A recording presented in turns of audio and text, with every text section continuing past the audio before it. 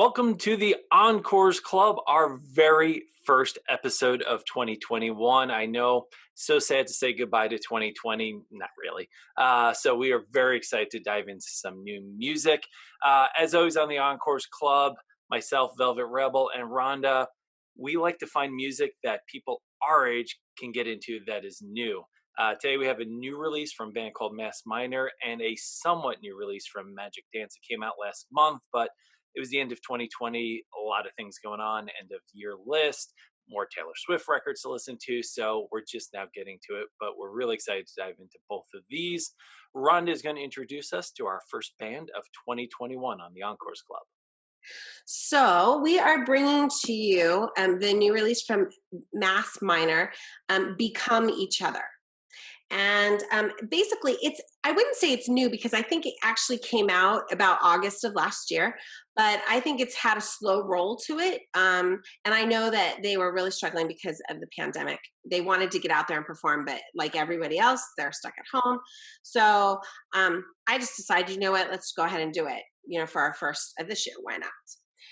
Um, Mass Minor is what I would consider to be synth wave music. I wouldn't call it synth pop because it's not. It doesn't have that like upbeat sort of poppy groove to it. It's definitely more along the lines of what you might hear from Gary Newman maybe. But it's still it's something you can listen to, and they are not just focused on the music. I've noticed that they do a lot of art. They have someone working for them that does all of their art, and it's all very neon black, and it's got that 80s feel to it, but yet it's definitely modern. And so it's their first shot out, and this band actually was able to get Tim Palmer to produce two of the songs off the album. Tim Palmer, in case you've been watching us, and even if you haven't, he is responsible for doing the mixing. I think he did mixing for Psychedelic Furs, their last album. Can you remember the name of that album? I only remember the lead single, "The Boy Who Saved Rock and Roll." That's all I can remember. It's something. It's something with rain. It's something with rain. I can Yeah, it think of is. the cover, so All right, I should go ahead. remember He did that. that. And Uh, go How about ahead. we have a quick listen to Mass Minor so people can hear what Please. they're saying Let's at listen. home. So what's really cool is Rhonda knows one of the members, Ben, and he sent us this track. So have a listen to Mass Minor. Pleasure is a one-way street down a dead-end drive where the privileged meet to escape their lives.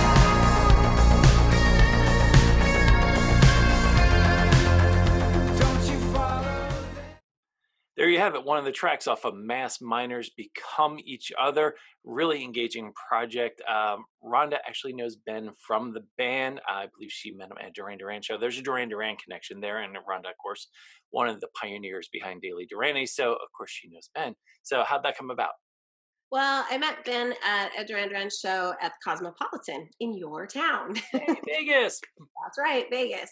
And so he and I stayed in touch, and he actually is in a Duran Duran tribute band out of Dallas called the Wild Boys. And actually, we just interviewed him for Daily Duranie not very long ago.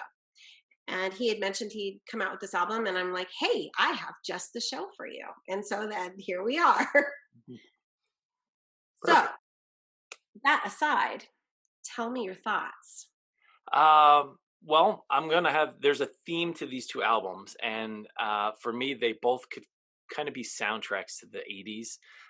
For me, right out of the gates on Mass Minor, Dead End Drive, to me, it's like a late night car scene from Miami Vice where Crockett is trying to make sense of his emotions. Maybe one of his friends just died. He's driving home alone in the Miami rain. It just felt like something that should be a backing track to something like this, which is kind of crazy. And then, a song like Color Sound, I thought captures the vibe of the album. It's futuristic in a retro sort of way. It kind of embraces how the synths in the 80s, they sounded like the sound of the future, and it was so exciting. You mentioned Gary Newman, people like that. And songs like that, I think they really do a good job of kind of capturing that excitement of using synths to create something new. Uh, some of the songs actually felt very contemporary to me. I think it was Fix Your Crown and Honest Souls. remind me of bands like the 1975 are kind of playing around with that 80s aesthetic as well. Um, yeah, some of them I really liked. I thought Baths, which is one of the two that the guy from Mhm. Psychedelic Furs worked on, was great. But then, and you can disagree with me, but I thought Intelligent Design was the weakest song on the album. And the fact that it comes second on the album kind of really turned me off to the album for a minute because I was like, "Ooh, what is this?" It was like science fiction, R&B. It just didn't really fit in with the rest of the album. So that was the one song that really disappointed me. But it didn't really slow down the momentum. Once I got past that, I thought the rest of the album kind of held together really well. What was your thoughts? Okay, so I have to first comment. You and I wrote down every single song, the same ones. Ha! We're like matched head for head. I'm not even kidding. I was going down my list. I'm like, yes, yes, yes, everything. There isn't a song you mentioned that I don't have written on my list. It's hilarious, and that never happens. That it usually doesn't. No, it doesn't. I so the thing about Mass Minor is I think if you are really into, I keep saying Gary Newman because his music to me is just the most reachable for me to kind of make a comparison. I think if you like him, you're liable to like Mass Minor. I think there's a lot here to dive into as far as where they're going. Um, and I'm curious about that. So I'm definitely going to, stay in touch and find out. I There were songs that missed for me. Intelligent Design is one of them. The first 44 seconds I did not enjoy at all. They were cringy. And I say that knowing that, I'm liable to upset people, but it's that, you want to know what I'm thinking. This is what I'm thinking. Um, that said, I liked the rest of the song. Um, I really liked Honest Souls. That song sounds a lot to me like The Chauffeur, believe it or not. At the beginning, I was like, wait a minute here. I've heard that. I loved Baths. Baths probably for me is the best song on the album. I liked Color of Sound. That it definitely hits those instrumental notes from the 80s that I remember. Um, I think that this is like a good starter for them. I'd like to say I can't wait to see how they grow from here. I mean, for crying out loud, they're a brand new band and they got Tim Palmer to do their production on two of the songs. I don't know a lot of bands just starting out of the gate that can do that. So I'm curious to see what they do going forward for sure. I think they crammed a lot of ideas into this album, Yeah. and I think there's a path you can go a little more mainstream with it. But my favorite song on the album is the instrumental 2120, uh, Oh, which I thought just had the perfect like modern film soundtrack vibe to it, almost like a Kraftwerk vibe to it in terms of like the driving motoric beat, things like that. I fell in love with that song. So if they decide to go a little more experimental and a little less pop, mhm. I actually think I'd be more interested in Mass Minor. But they're really good doing more of the melodic pop type stuff as well. So I think they have some options open to them, Yeah. and it was an enjoyable drive. There's a few songs on there that probably make some of my playlist. Whereas I might not go back to the album itself all that much, but if you're into that kind of music that we're talking about, I think Mass Minor is well worth your time and worth checking out. No, totally.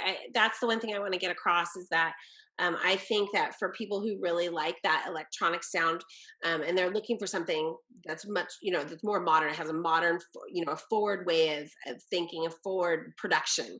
I would definitely say that this is definitely in that vein, and they're worth checking out for sure.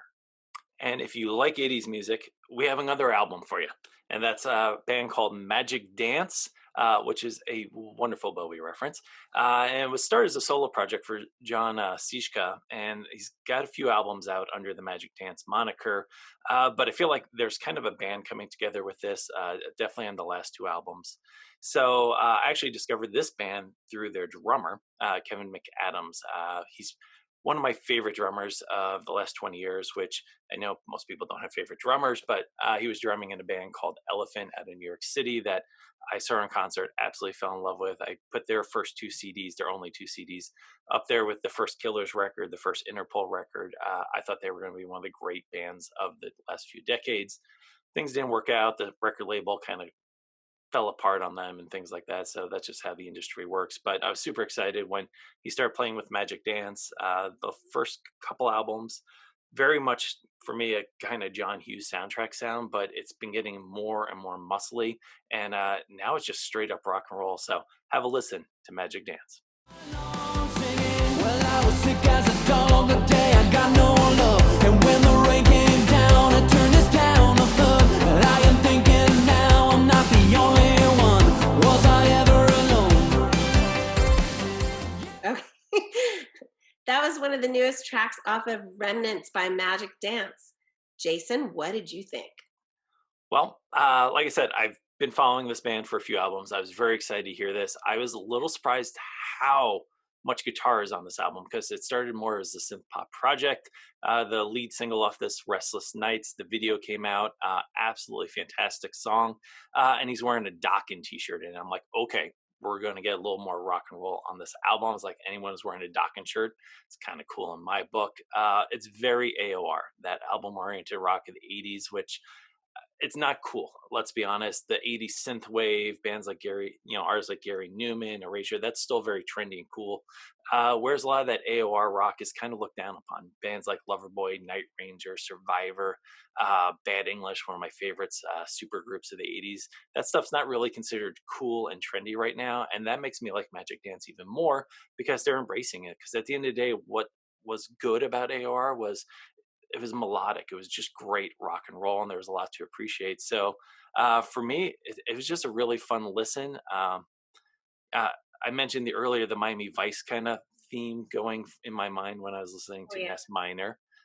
For me, this is kind of like an 80s soundtrack movie for like either wrestling or Karate Kid type stuff. There's a Change Your Life is kind of the song in my mind. I'm like, that's the training montage part of the film where the kid's training, getting ready for the big match. And then the end of the film, when he wins, everyone's happy. I Can't Be the Only One, the last song in the album, everyone's smiling, let the credits roll. I'm a big fan of 80s movie soundtracks. There's a lot of great rock songs on them that are just kind of forgotten. They weren't the big hits, but there's a lot of content there that was worth listening to. So that little area he's mining with this to me is really interesting. Did you get into it? Um, I did. It took me a little bit.